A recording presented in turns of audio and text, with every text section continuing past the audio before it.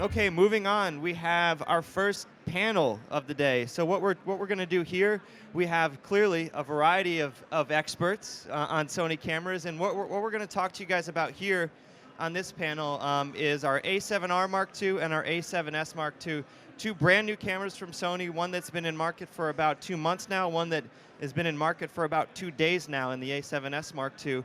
And really, the thought for this panel is just to hear from photographers, hear from people that have used these cameras, that are currently using their cameras, and hear their take on what it does for their work. So we have Brian Smith, who's going to be the moderator here. We have Chad Wadsworth, Ben Moon, Greg Watermann, a Zeiss ambassador and Sony camera user, and our celebrity product spokesperson, Kenta Honjo. So I'm going to turn it over to Brian to kick things off for everybody.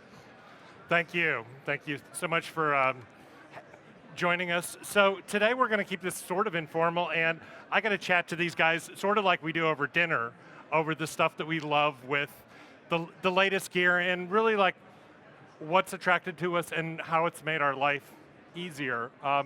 Before we get to my fellow Sony Artisans, I'd like to introduce Greg, and Greg is actually, as you could tell from him, the first thing you would imagine is this guy must be Pitbull's personal photographer.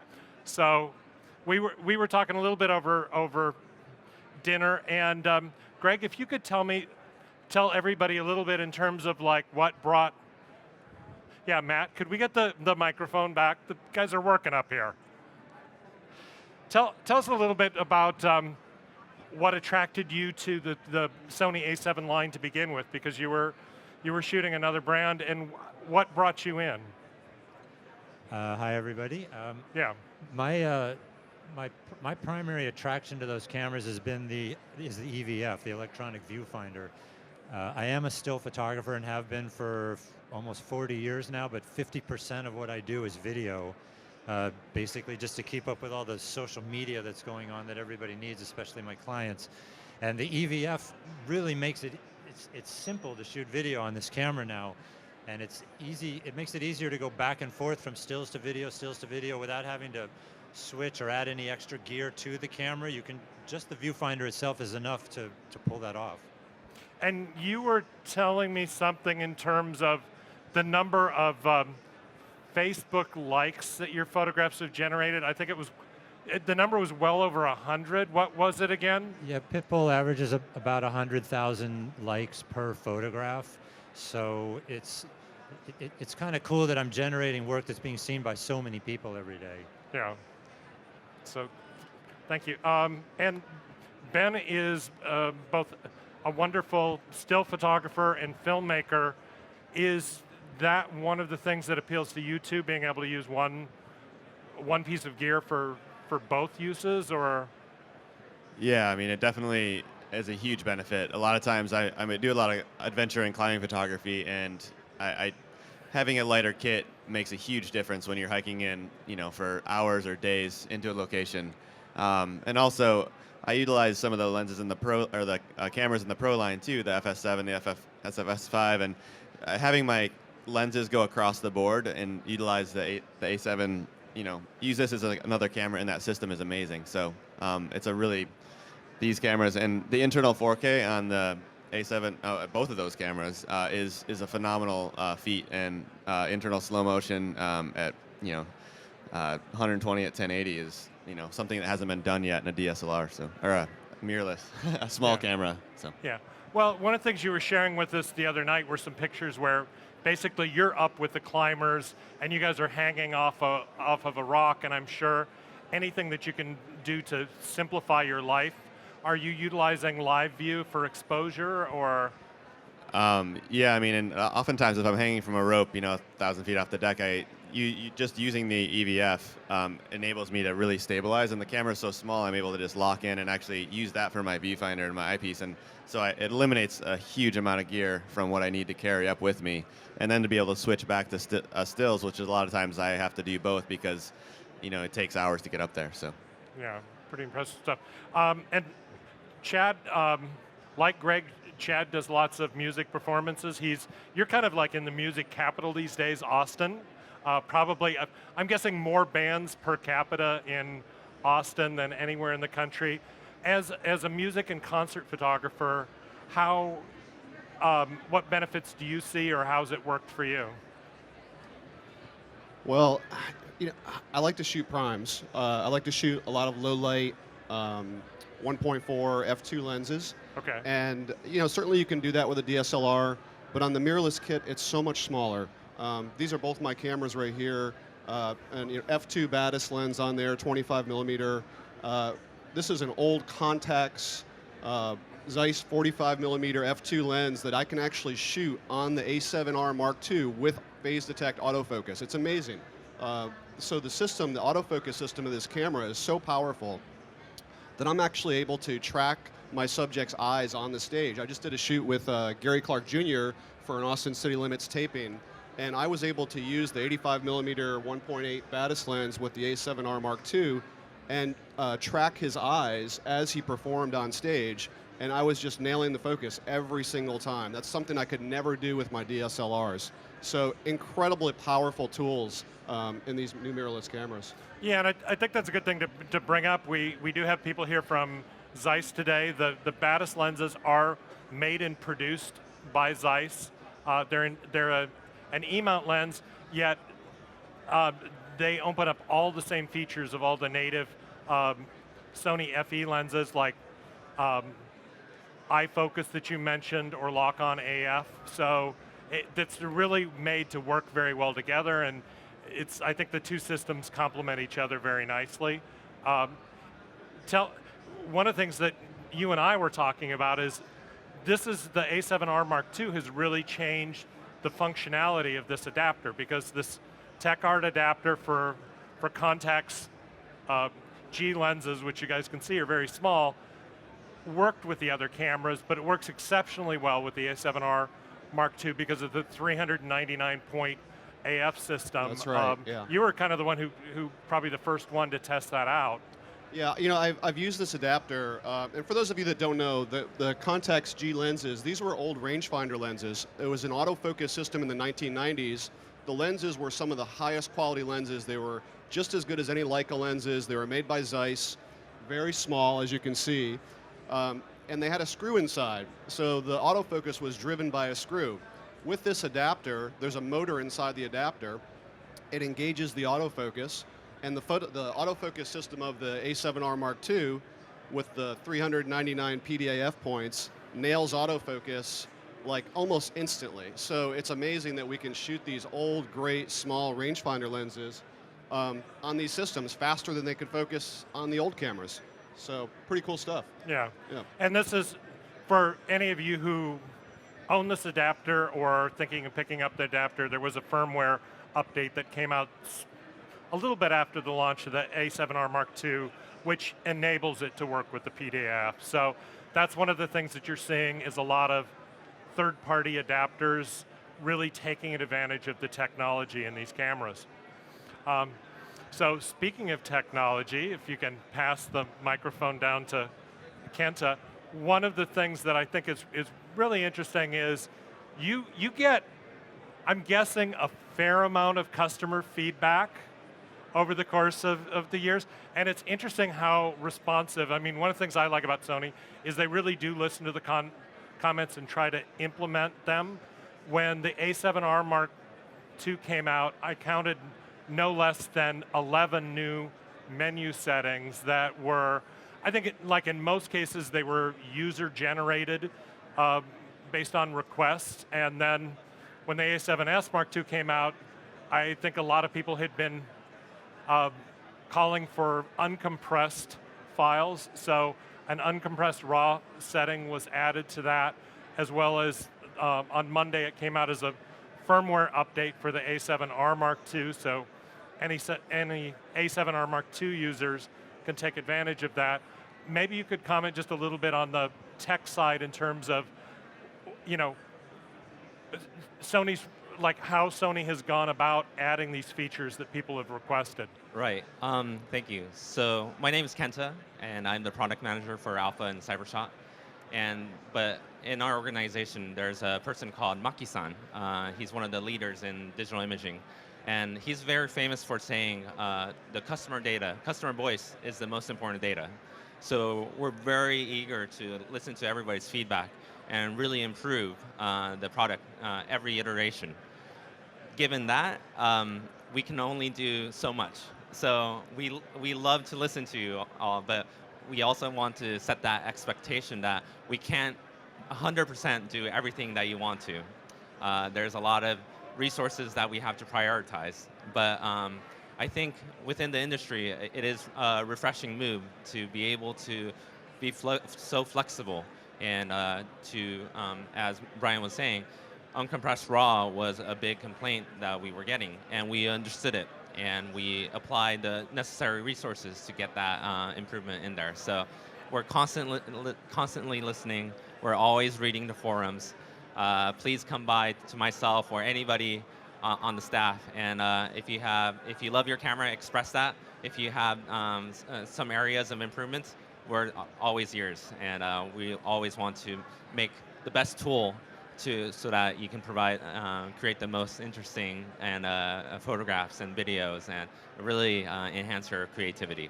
So that's our stance. Yeah, and I do think that's a really important point, because it's like, in a way, I do see a lot of people go like, why did this happen here, but not, why didn't I get the feature that I wanted? And I think you guys, in a way, have to prioritize, and when you see something that maybe 10 users want, it's on a list, but not at the top of the list. When suddenly 10,000 users want it, it hits the top of the list. And I think, every single camera that's rolled out, because I've documented the menus, it's like there's more and more stuff in there that opens up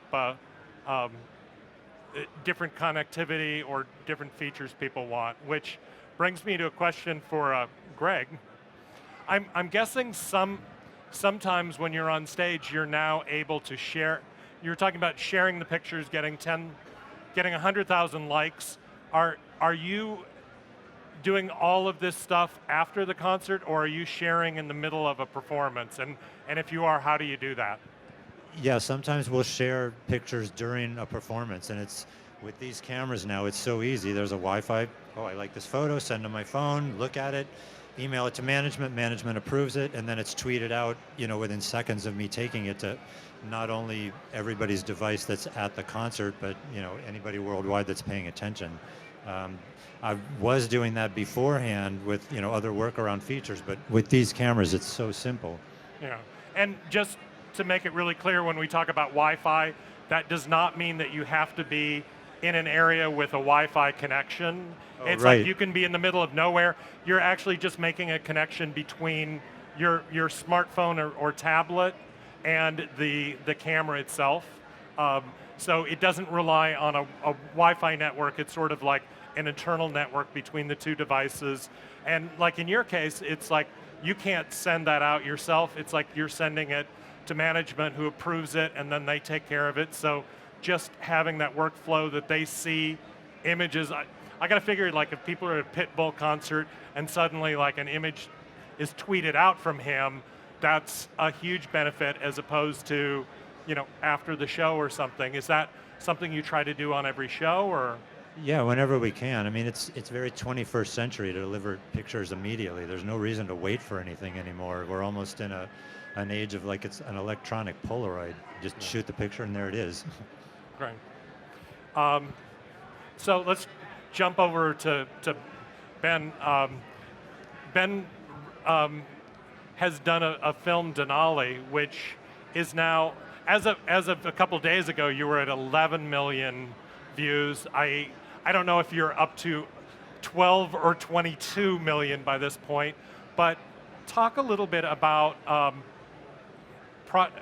projects in terms of you as a photographer telling sort of what's important to yourself and how you go about that in the storytelling way. Yeah, I mean, this story was very personal. It was about my dog and I and his last days, and it has, had about 11 million views and 8 million in 1 week when it first was released. And it was a very unusual experience to share something so personally, but I think that it taught me a lot about just being okay with opening up your story and really, I think I've shot for Patagonia for a long time, and they're unique in the outdoor industry, as their photos are really real, and they're actually shot on while the activities are happening. Whereas a commercial job, that's, everything's set up, and so I'm kind of used to that, trying to capture real moments as they're happening. But this was an interesting one because I flipped the story on myself. But what I learned from that is that you do truly need to. There's no shortcuts for authenticity. You have to actually, really do that. And as I move forward in film, it's really intrigued me with storytelling. And honestly, the tools we have now to tell stories, I mean, the gear is so phenomenal that it is all about story. And it's not about, how much gear. It's just using the gear in the right way. And it's a really exciting time, actually. Yeah. Do you find it all that because the gear is lighter and the technology is such that once you really know what it can do, you kind of forget all the stuff that's in there and can just concentrate on, what's in front of your camera and your lens? I mean, that's really, for me, it's like if the gear can get out of the way and just allow me to tell the story, that's the most important thing. I mean, in any sense. And I know these guys can relate. When you're in a backstage situation, you don't want everybody to see a big pro body. You want everybody, like something that looks, intimidating. And for portraits and other things like that, it's really nice. Or street photography, it's nice to be able to have something that really can, reduce that barrier. And for filmmaking, it's the same way. It's like, you're capturing what's happening, and if you can just really be in there and capture those moments in between, I think honestly, those are the ones that always make the cut rather than a lot of times the setup shots. So. Yeah. Chad, do you have any best tips or suggestions for people that want to follow you in the course of doing concert music photography? You're speaking here at the show. First off, when are you speaking? I'm speaking Friday at 4:30. I'm doing a master class on concert photography. And I would just say, to Ben's point about being authentic, when I shoot music or artists, I'm not shooting to be a Pokemon collector. I'm not trying to say, oh, I shot Robert Plant, and I shot Ozzy Osbourne, and I shot Madonna. It's not about that. It's about telling the story and capturing the emotion of a live performance. Music, excuse me. I think music is, it's everywhere, right? It's in every culture. It's as important to us as photography is. So marrying the two has been a joy. And for people who want to do that, I would just say, go out and tell the story. You don't need to have photo credentials. You can just go to a show and take pictures of the crowd and the artists and the moments. And it's not just about, saying I photographed this individual. Yeah. And so with music photography, so for people not familiar with it, a lot of times, unless you happen to be Pitbull's personal photographer, a lot of the other folks are sort of marched into the pit for a few songs and pulled out. So I would imagine you want that access whenever you can, but how often do you try to, get a vantage point that other people are not taking? Like you mentioned shots from the crowd. Is that something that you might do as well? Go up Absolutely, high to capture the whole thing? It just goes back to telling the story. If you only shoot from the photo pit, which you're usually below the artist, so you're shooting up their nostrils, which isn't always the most attractive shot. Well, it was much worse in the 90s because there was a lot more retouching you had to do up the nostrils, but your point is taken. Yeah, it's you want to move around. You want to get the different vantage points. And yes, you're not always going to have at first the access, and access is key. Being able to be backstage with Pitbull or on stage is great, and it gives you a new vantage point. But you don't have to have that access to tell your story with different perspectives. Yeah. You can be creative. You can get the crowd shot. You can move around to the side of the stage. You can try to get close. Just mix it up. And do you do many music festivals like South by Southwest that it's like band after band after band and you're there all day? Or do you sort of pick and choose, I'm just going to come in for this one act? It just depends on my assignment. One year I was shooting, actually, House of Vans at Mohawk. I like a guy who can tie in good question, immediately. Yeah, I was shooting for Vans at the Mohawk in Austin, and it was 5 days straight. I probably had 3 hours sleep, no joke, each night. Got deathly ill Monday morning because my body just couldn't handle it. Festivals are no joke. I mean, it's a grueling. You're out there, you're editing, you're shooting all day, all night. coming home, editing, getting a few hours sleep, going back out. We don't get to party that often. It's more just about getting the work done. Yeah, and like on those long days, is that the time you especially value the lighter bodies where? Absolutely. Yeah. So I've waited and waited for these cameras to be made, right? I mean, I was just so sick of hauling around the big DSLR with I was really never a big zoom shooter anyways, but just that big body and having to carry a couple big bodies. I carry these two cameras in this little, donkey bag, and that's it. It's awesome. Yeah, and I would imagine, I mean, Austin's a pretty friendly place, but I would think like sometimes going into music and stuff, having something smaller and more innocuous, Yeah. and not looking like, you're coming down loaded up with tons and tons of, this is high quality, great gear. You're not but giving anything it doesn't, up. Yeah. It doesn't look like you're showing up with, And people always remark on this gear. When I'm working with an artist, whether it be with one of these bodies or the RX-1, I was just doing a portrait with Steve Miller. Remember the Steve Miller band? Oh yeah. Yeah, awesome guy. I know some of you guys do. And I had my RX-1, and I was going to take a photo of Steve, a quick portrait, and he noticed the camera, and he said, "I have that camera." He said, "But I have the R version." I said, "Oh, cool." He said, "Yeah, I shoot 500 photos a week, and I print everything out black and white." So Steve Miller went, "Oh, I've got that camera, except I've got the fancier, Yeah, I've got the newer." better version. Okay. Yeah. So it's great because they're conversation pieces as well. They're unobtrusive, but they're also cool. People know they're high quality devices. I know they're high quality devices, so everyone's happy. And were you tempted to go, "Oh yeah, I've got that amp, but mine goes to 11"? No, he's an amazing guitarist, man. It was a pleasure to watch him. Very good.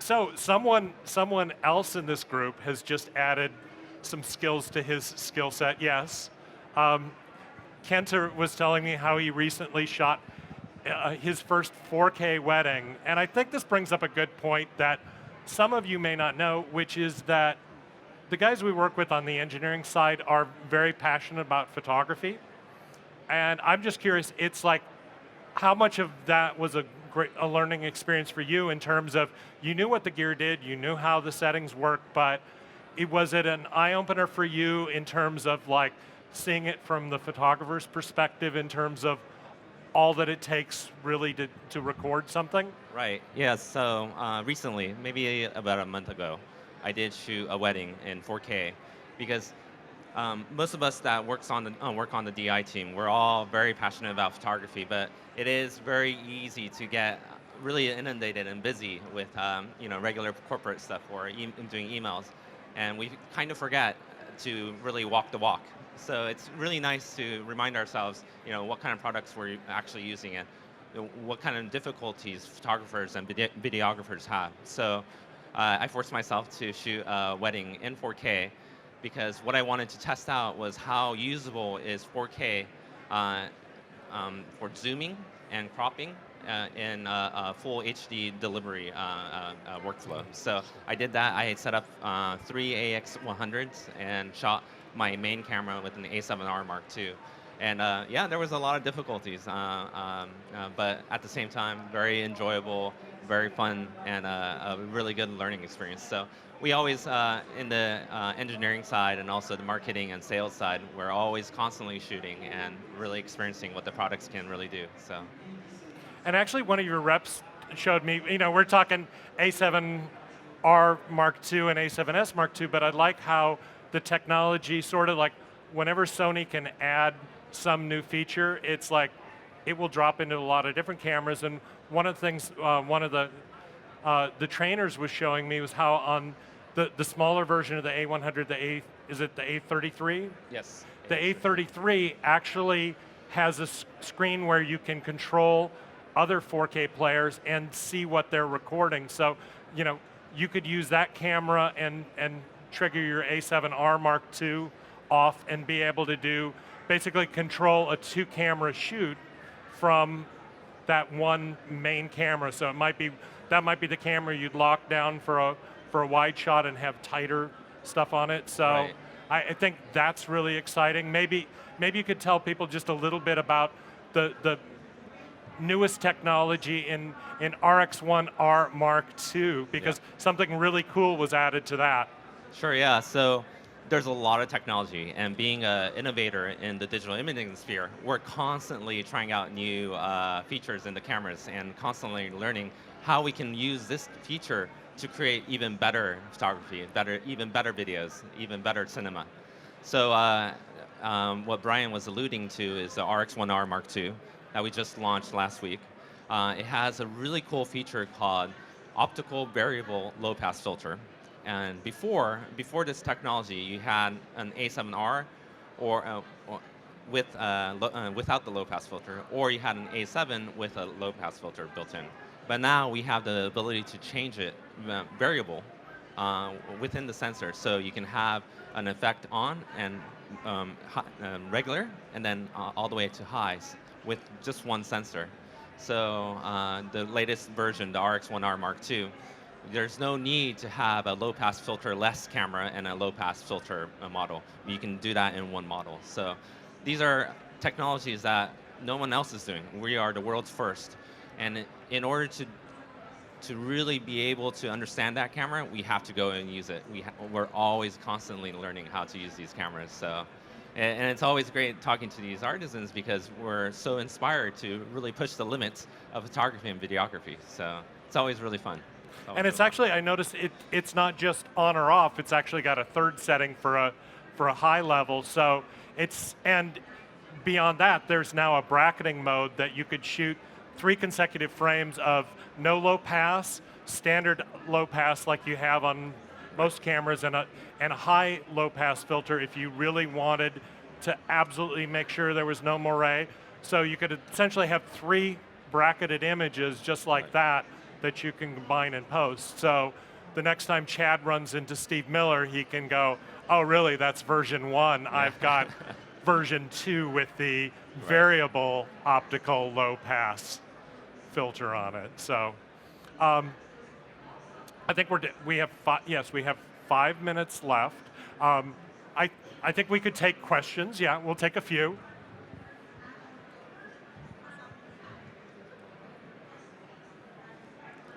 I didn't say we would listen to your questions, but we'll take them. On Metabones?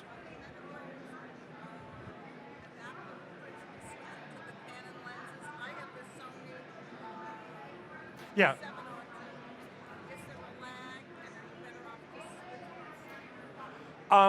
Okay, so that's actually one of the things I'm going to be talking about later this afternoon is lens adapters in the line. It's gotten incredibly fast with the a7R Mark II. Both, not only the Metabones Smart Adapter 4 for Canon EF lenses, but also Sony's own LAE-A3 adapter for the alpha lenses. It just gets better and better, and part of it's the 399-point PDAF system and the fact that you can actually use PDAF with a lot of these lenses has definitely gotten much faster, and I think that's probably what's going on here with the Tech Art. They had to improve their firmware because the camera could do much more than previously. So those of you wanting to use non-native lenses with smart adapters, the a7R Mark II will give them by far the best performance.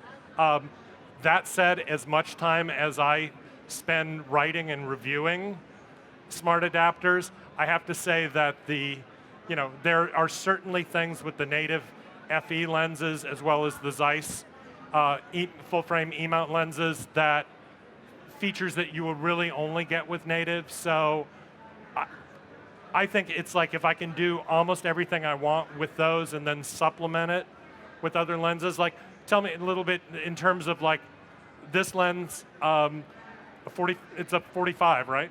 So it's a focal length that wasn't there, and a size.